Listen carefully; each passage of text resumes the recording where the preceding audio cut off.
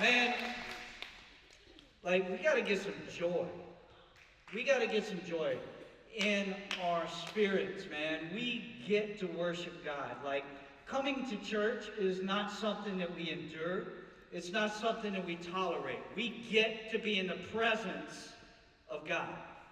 So, I want to welcome our first-time guests, welcome our visitors. If you were a first-time guest, we are honored that you're here. Thank you for taking your time, taking your Sunday, and coming here. So we are in the second week of a series called No Offense. And today we're going to be talking about those people. Now, you might ask yourself, who are those people? Who would think that they know what I'm talking about when I say those people? Like, I'm not talking about your in-laws. Well, maybe I am. Don't point at them if they're here. So, they're crazy and they're everywhere. Like those people, if you don't know who I'm talking about, I'll tell you. Can we get the lights on out here so I can see? If you don't know, they can be critical, they can be judgmental, they can be controlling, they can be mean, often incredibly arrogant. Those people, they know everything about everything. Like, no matter what you say, no matter what you talk about, they one up and they know everything about everything. Those people, they're going to, and here's the thing is, they're going to tell everybody. They're going to tell everyone, every chance that they get. You'll see them talking about what's wrong with the world. There we go, I see you. You'll see their rants on social media. I know you've seen it. You'll see them talking. They might be spreading rumors at the office. They might be gossiping about the latest scandal.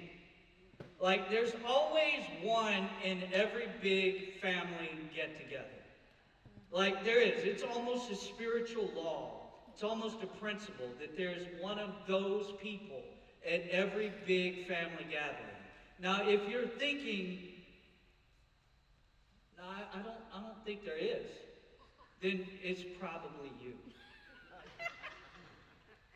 See, those people are everywhere, and we're going to be talking about how to deal with those people, but in a way that honors them and honors God. And so, as followers of Jesus, we're called to love those people. We're called to love them. And admittedly, it's getting harder and harder and harder and harder to love those people. Like, because as a world, we're divided. We're so polarized as a society, as our culture. It's you're this or you're that. There's no middle road. And there's no, and with all the complications and the culture, there's just so much tension everywhere.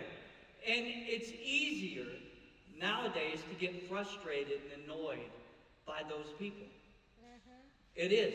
It's easy. So if you find yourself like I do, easily offended, easily frustrated, often angry, and you find yourself getting offended, then I'm going to let the words of the Apostle Paul in Ephesians chapter 4 speak into your heart today. And we're going to read it as a text, and then we're going to go back verse by verse and unpack it. So Ephesians chapter 4, verse 26, it says this. It says, "Don't sin by letting anger control you. Don't let the sun go down while you are still angry, for anger gives a foothold to the devil. Don't use foul language or abusive language. Let everything you say be good and helpful so that your words will be an encouragement to those who hear them.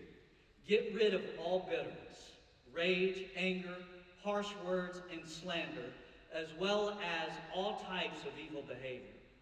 Instead, be kind to each other, tender-hearted, forgiving one another, just as God, through Christ, has forgiven you."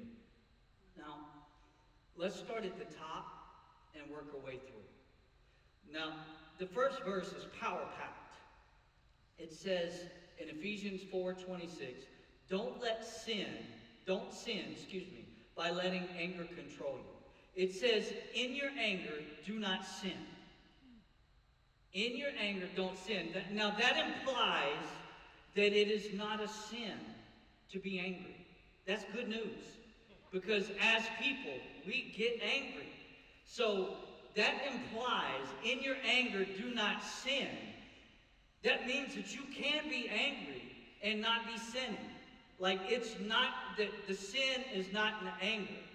If you go out anywhere or interact with people in person or online, like, if you open up a news app on your phone or you open up social media, like, you stand a chance to get angry.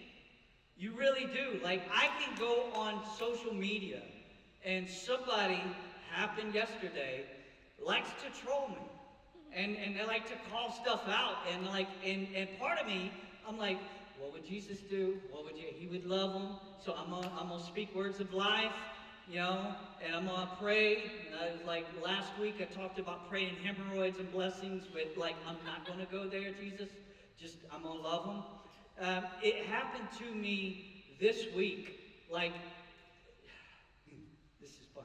God's got a sense of humor. Anytime I'm preaching, I'm going to preach on something, he gives me an illustration. It happened this week. I was at the gym, and every morning I go to the gym. Tuesday through Friday. And I have an elliptical machine that I get on. Like, it's my machine. Like, I pay for membership, and like, it's all but got my name on it. Like, everybody at the gym knows that that's my machine. Like, they see me there every Tuesday through Friday, and that's what, even when I work out with weights, I warm up on that.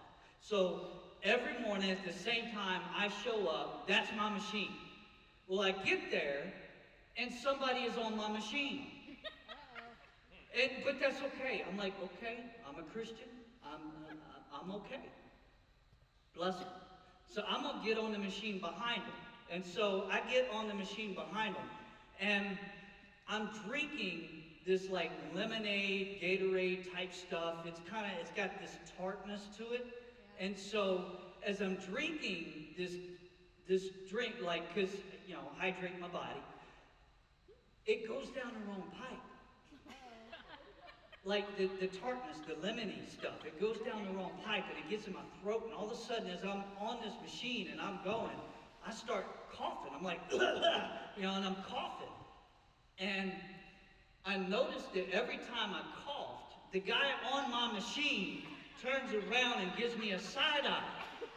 Like, I would cough to clear my throat. And this guy thought that I was either sick and coming to the gym and I'm just coughing his way. But like, I'm on the machine, and I'm trying to like not lose my head coughing, but I'm like coughing because it went down the wrong pipe. And this happened for like 10, 15 minutes. This guy, like, I would cough and this guy would turn around and look at me and just give me this side.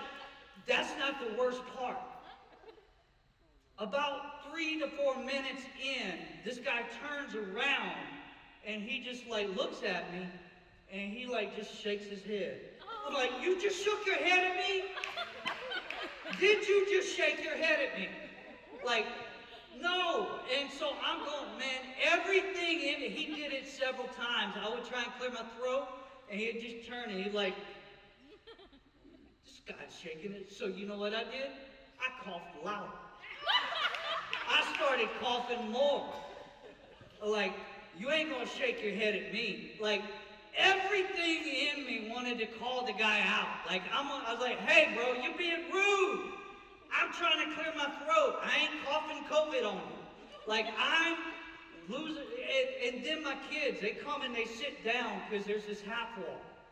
And so my kids are sitting down on chairs. They're waiting for me, like good kids. And the guy turns to look at the kids, and then he just shakes his head at my kids. I'm like, now you done crossed the line.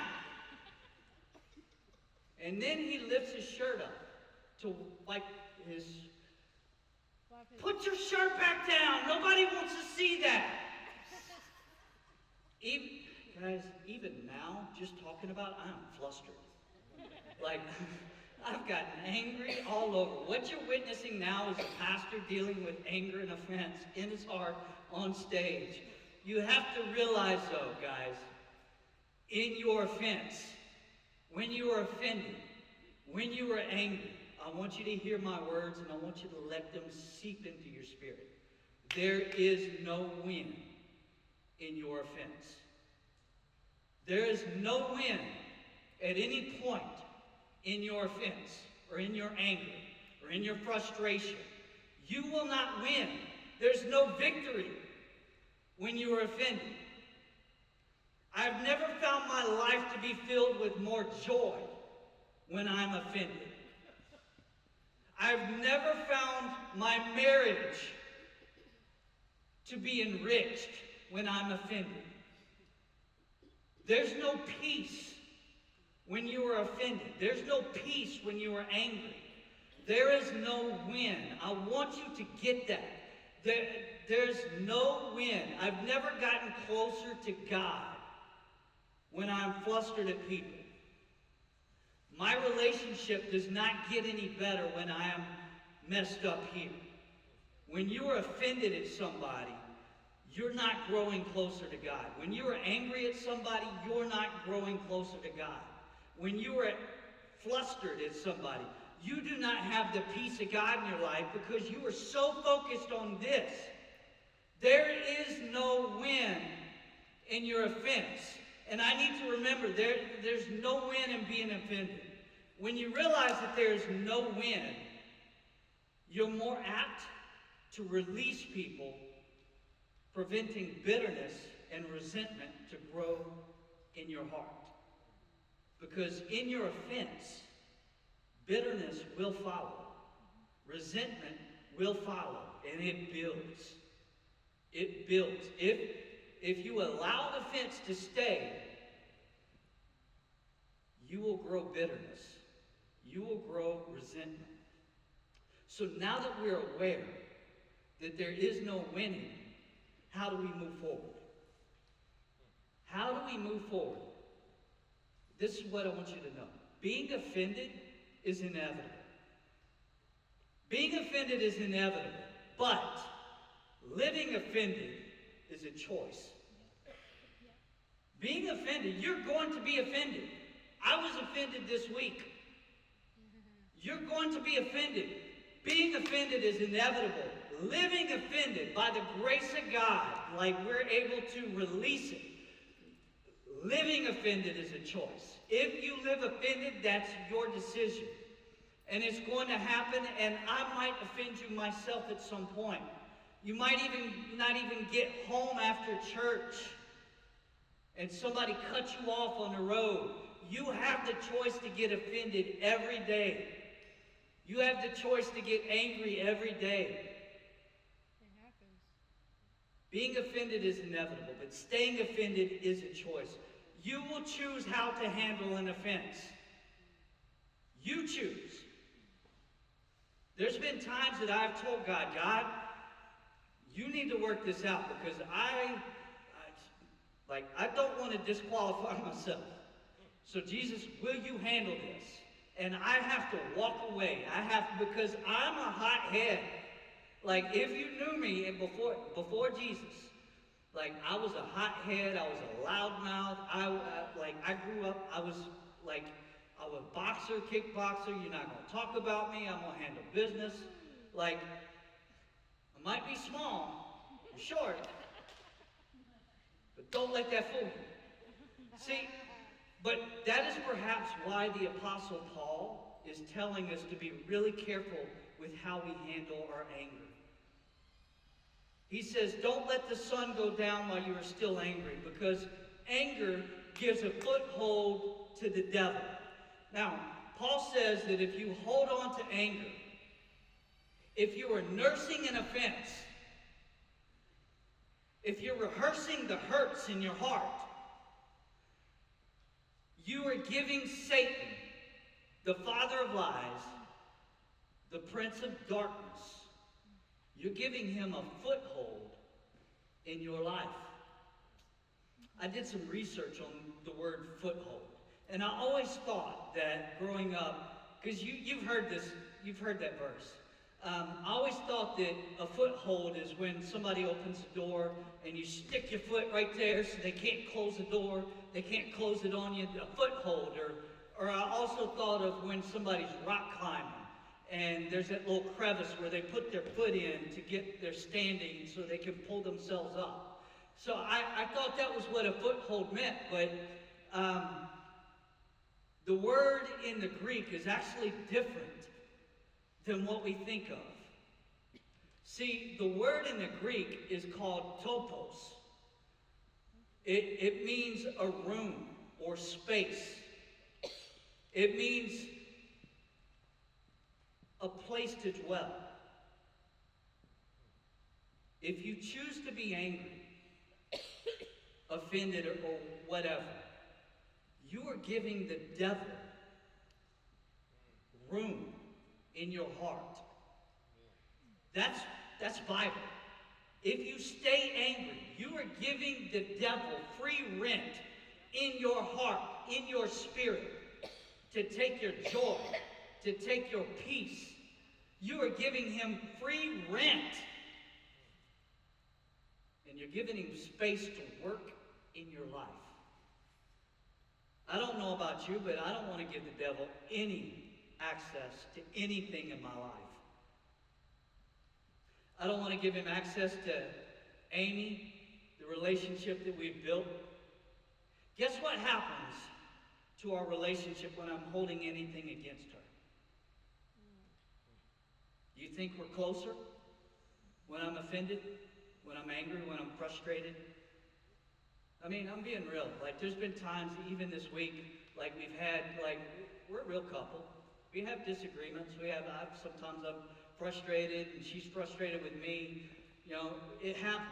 Do you think we're closer when we just dwell on that? I don't want to give the devil any access to my kids. When I hold an offense, when I'm angry, I'm giving the devil room and access to work and operate in my life. If I live in anger and I harbor bitterness and I'm easily offended, I'm giving the devil space. Scripture says that I'm giving the enemy access to my life. So I got to thinking. Sometimes I try and, figure out how the enemy works, how the spirit realm works. And Scripture says that the devil and the demons have schemes against you. Like, it says that the devil has schemes against you. That means he has plans. He thinks of ways to just run your day and to get you off course. And so I started thinking, if I was a demon, I know it's stupid, just go with me. If I was a demon and I was in this brainstorm meeting in hell, and I'm like, how can we break the heart of God and really just wreck God's people? How can we break the heart of God and hurt God's people? I want to give you the 3 D's of destruction, because the Bible says that he has plans to kill, steal, and destroy. His ultimate goal is to destroy your life. Now, I'm going to give you the 3 D's of destruction. If I was a demon, the first thing that I would do is I would focus on dividing families, friends, and churches. I would divide families and friends. I would bring as much division as I could. I would. It's easier than ever nowadays. It's so easy to divide. Like, get them talking about politics. Get them talking about politics. And then what we'll do is, let's throw in some racial division. Let's throw some, tension things like Black Lives Matter. And let's put in police lives matter. And let's get them talking about stuff. And then, this is good. Let's throw in the masks or no masks. and vax or no vax, and let's get them talking and let's get them just arguing. If you did that, you could actually destroy friendships. I've seen friends divided because they don't agree on something, and instead of coming to a reconciliation where they're like, hey, let's just agree to disagree, I still love you in the Lord. They don't want anything to do with each other. I've seen family members stop talking because they're offended at people. I've seen people leave the church because they're offended. Let me tell you something. If you leave the church because you're offended, you just bit the bait of Satan. If you leave the church because you're offended, and you didn't listen to Matthew chapter 18 in red, where Jesus says, if you have aught against your brother, go to them. Tell them your heart. And if you leave, you're in sin. Because human anger does not produce the righteousness that God desires. I've seen marriages ruined because they held on to anger. And resentment built. And all of a sudden, this husband is mad at this wife because he has an expectation that's not being met. And so resentment starts to be built over here.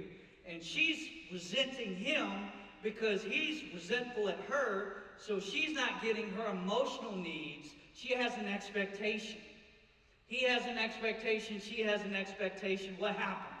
They start to resent. Bitterness starts to build up. All of a sudden, they're not having peace in their marriage. They're not having joy in their marriage because they're so focused on their anger and their unmet expectation. And I've seen marriages ruined. I've seen churches split because people don't know how to handle offense. And if I were a demon, the second demon is I would try to divide Christians. Divide them. When they're united, let me just tell you, when you're united, you're unstoppable.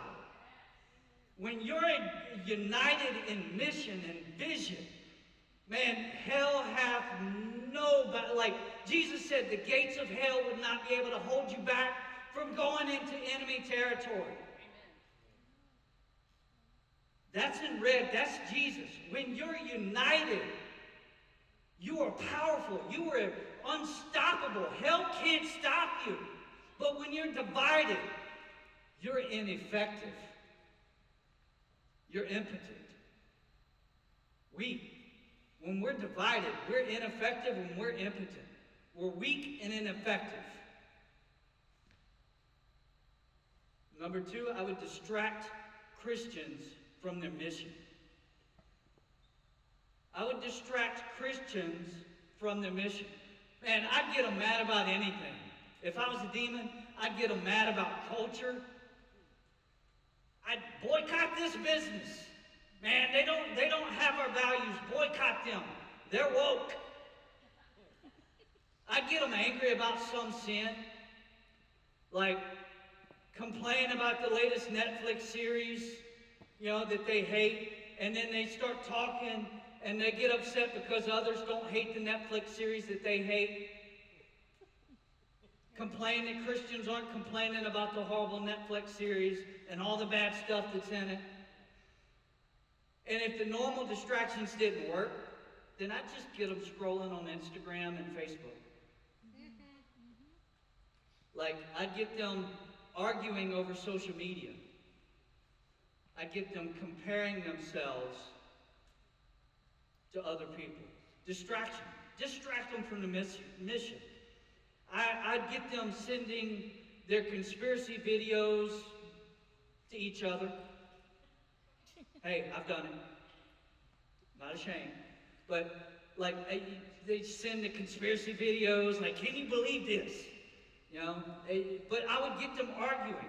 And so I would divide Christians and churches and families and people, and then I would distract them from the mission. And lastly, this is the easiest part. I would discredit their witness. I would discredit them. Because you get them focused on what they're against. Get them focused on what they're against, not what they're for. Get them arguing about whatever they're mad about. My goal would be to keep them angry, critical, judgmental, hypocritical, self-centered, self-righteous, easily offended, and ticked off at the world. Tell me that church would be effective. You tell me that church would reach people for Jesus. That's what I'd do if I was a demon. If I was a devil. And when I look at the strategy that I just said, and I look at the state of things in this world, guys, the forces of darkness are at play. It's working. It's working. Because the church is divided. Christians are distracted. People are discrediting their witness. And it's not just out there. It's in the church. It's in the American church. It's in the international church. It's close to home. Family members. Some of the people that should be the most loving are incredibly mean and judgmental and easily offended. And if I were a demon, I would try to divide, distract, and discredit. And that's why there's this part in the verse that I don't want you to miss. It says, don't let the sun go down while you are still angry. That doesn't say if you get angry. It says while. It's implying that you will in fact get angry. It says while, not if. You will get angry. And it says, the sin is not in anger. The sin is what you do with it and how long you harbor the enemy in your heart by staying angry. And then, don't skip this first part. It says, don't let the sun go down while you are still angry. This points at something powerful. The day of your hurt should also be the day of your healing. The day of your offense should be the day of your reconciliation. Now, I know that's hard. You know, the same day that someone offends you or betrays you, it's hard to bring reconciliation in a day sometimes. And this is honestly, it's a principle that me and my wife, it has helped our marriage stay strong. And I give my bride credit. Amy told me when we first got married, she's like, we're not going to bed mad at each other. We're not going to sleep mad. No, let me change that. We might go to bed mad, but we're not going to sleep mad. She would not let me go to sleep without trying to bring reconciliation. You know, and me, I'm like, let's just go to sleep. We'll deal with this tomorrow. No, we're going to deal with it now. Now, when you get in bed, there are rules of warfare that you have to stick by. Like, there's rules to warfare. And you don't learn this in premarital class. Like, this wasn't taught. It's something that you just have to learn by experience. It's almost like a point system. There's ways that you gain points, and then there's ways that you lose points. So, you gain a point by laying back to back. You can't lay forward. You got to turn your back over. You cannot face them in bed. Like, you gain a point when you lay back to back. And you gain a point when you huff, when you're like, you gain a point. So in the louder the huff, the bigger the points. And then there's an extra point when you throw your shoulder in. And you're like, there's extra points. And even more points if you grab the covers and you yank them when you throw your shoulder. And you yank the covers off of them. And you lose points if your feet drift into enemy territory. You lose points if your feet drift into enemy territory. Like, you ain't touching my toe. You ain't getting any toe for a very long time. You ain't touching my toe. You lose if you do something godly, like speak first.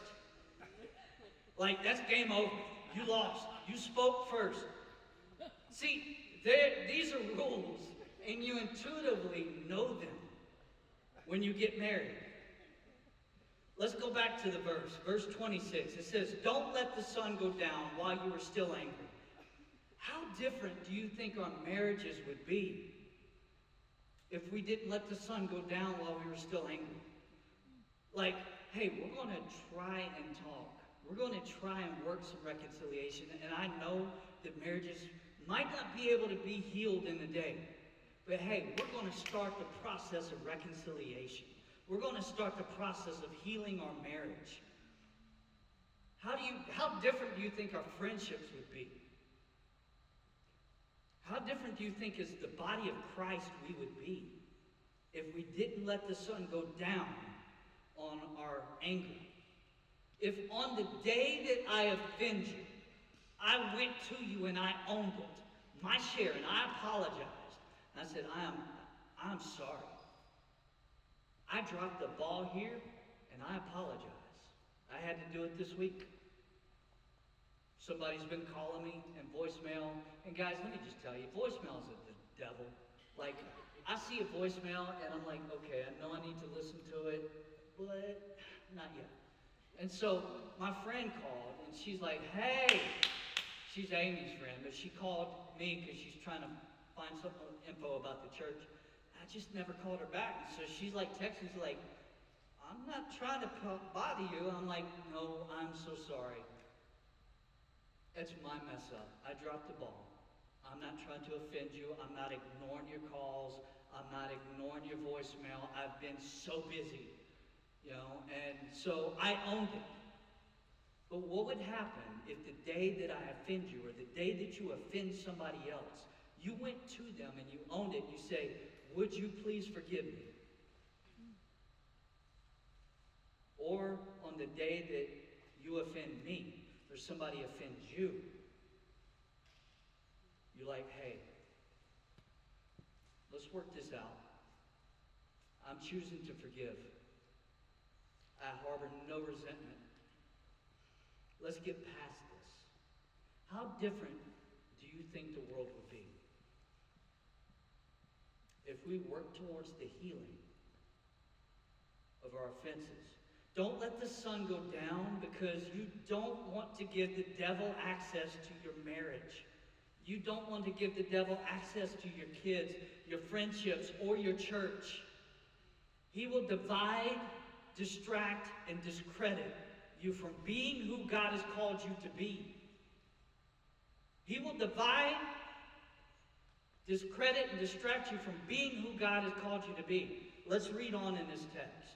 It says, do not let any unwholesome talk come out of your mouths, but only what is helpful for building of others up according to their needs, that it might benefit those who listen. Let me ask you a question. How are you doing with that? Like, don't let anything unwholesome come out of your mouth. No belittling, no criticizing, no bad-mouthing, no gossiping, no sowing discord, no vomiting your opinion. I call that puking on people. When you vomit your opinion on somebody, well, I think this. Verse 29, it says, only what is helpful for building others up. An example is to encourage someone, to be a blessing. I'll give you 6 rules that me and Amy try and live by. And we apply them to our marriage, but we apply them to outside of our marriage. And I encourage you guys in your relationships, in your marriage, in your relationships, in your friendships, at your work, in your church. I encourage you. These are 6 rules that we try and live by. The first one is this. Never call each other names. Never call names. There's no reason. There's no excuse. There's no excuse to tear anyone down. No matter how angry you are, well, you're an idiot. There's no reason. Never raise your voice. This is something I have to work on. I just, like, because my tone is like, I'm not yelling, you're yelling. You know? Like, never raise your voice. No one has ever been changed by somebody yelling at them. For real. No one has ever changed their mind because somebody's yelling at them. Like, no. It just, all it does is escalate. Yeah. By the way, if you're sending me a text, use all lowercase. Like, when you send me all uppercase, I hear that as you're yelling at me. And we call that caps yelling. See, caps yelling is evil. And lowercase is loving. Caps yelling sends you to hell, where the weeping and gnashing of teeth. Like, do not caps yell at people. Third thing, never get historical. Never get historical. We're not going to go back in time and bring what you did before and bring it back into your past mistakes into the present so that we can add gas to the fire. We're not going to get historical. I'm not going to say, but you did this. Well, yeah, that was like 15 years ago. You know, don't get historical. There's no need. There's no sense in it. Why are you adding gas to the fire? Fourth, never say never or always. And let me explain. You never do this. You never do that. You always do this. You always say that. Never say never or always. And for those that are married, the fifth one, never threaten divorce. Just don't go there. That's something that me and Amy, when we first got married, like, we laid the law down. Like, you will never threaten divorce. I will never say it. We don't bring up that. That's right. Just don't. Never threaten divorce. Because when you speak it, you're planting thoughts. And you're entertaining thoughts. And there's an ontological argument that says, I speak, therefore I am. You speak it, and you're implanting thoughts in your mind. Those thoughts can grow. All of a sudden, it might become an option. Don't even say it. And the most important rule is never quote the pastor during a fight. Don't bring me into it. Never quote the pastor. So to summarize these tips, you could say, don't let any unwholesome talk come out of your mouths, but only what is helpful for the building of others up according to their needs. Now, if you're like me, you'll attempt to justify your anger. You'll attempt to defend your reason for it. Because I do. When I'm angry, I try and defend it. Like, but they hurt me. They're wrong and I'm justified. They're wrong. They betrayed me. They're wrong and I'm in the right. My anger is a righteous anger. We say that a lot as Christians, don't we? It's a righteous anger. And I've used that word before, and you could argue that there's a time to be righteously angry. There is. But let's unpack that metaphor, and let's ask ourselves if we want to stick to that wording. Anger is used, and it's the same word that's used and translated as wrath, included in the 7 deadly sins, which is a man-made list. But it's the 7 deadly sins are the destructive forces in men and women. And so anger and wrath in the wording is called orgismo. And it is the Greek word used for anger and used for wrath. And so let's just use a list. Do we call any other destructive force righteous?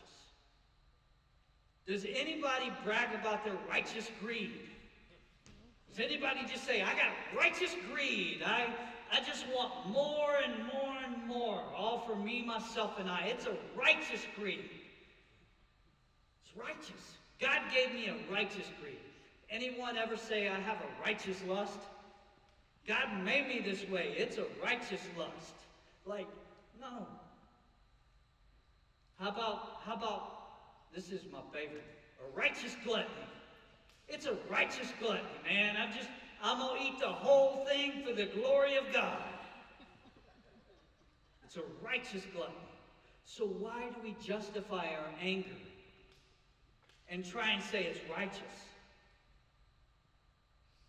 We said last week that human anger does not produce the righteousness that God desires. So our anger cannot be righteous anger because the Bible says that human anger does not produce the righteousness that God desires. And if you missed that message, go back and listen to it. So why do we want to justify it?